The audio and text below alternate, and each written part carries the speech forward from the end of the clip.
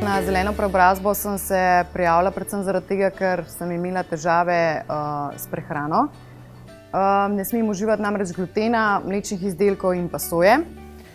Prijavila sem se na zeleno preobrazbo, ker imam že nekaj let težave s slabokrvnostjo, slabim počutjem, utrujenostjo ter s tem tudi povezano slabo prebavo.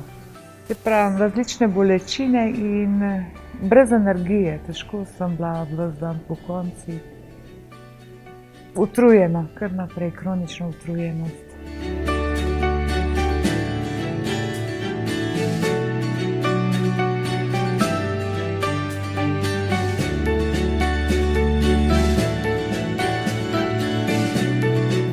Sedaj sem zlahka ves dan na nogah, ne rabim počitka, ne rabim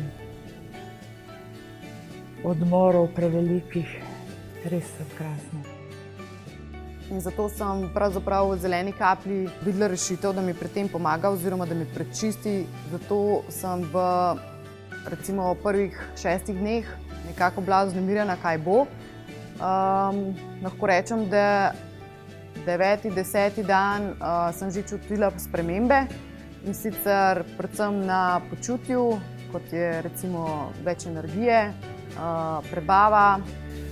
Po jemanju sok pirine trave se mi je prebava začela po 4 dneh izboljševati, s tem, da sem imela 3. dan napihnjenost, špikanje v črevesju, ampak to je bilo znak, da se mi bo presnova začela uravnovešati. Tako hodim zdaj vsak dan, tudi 2-krat na dan, in s tem sem tudi dobila več energije, boljše volje, bolj sem aktivna.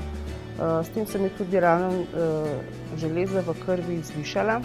Ja, takole, v Vili zdravja smo naredili eno primerjalno termografijo pri vseh 3 udeleženkah, kar pomeni, da smo naredili pregled celotnega telesa s termografijo pred pričetkom detoks terapije, se pravi jemanja zelene kaplje, in pa potem po zaključku. Rezultati so zelo presenetljivi, presenetili so tudi mene. Namreč pri vseh 3 udeleženkah smo opazili kar zaznavno izboljšanje stanja, predvsem na prebavnem traktu, na pretoku limfe, se pravi predelu oprsja, in pa kompletna cirkulacija, se pravi zelo zanimive ugotovitve, predvsem pa na prebavnem traktu, kjer so vidni največji premiki v tisto pozitivno smer, ampak nad rezultati sem tudi sam presenečen, tako da lahko definitivno potrdim, da ta terapija z zeleno kapljo deluje.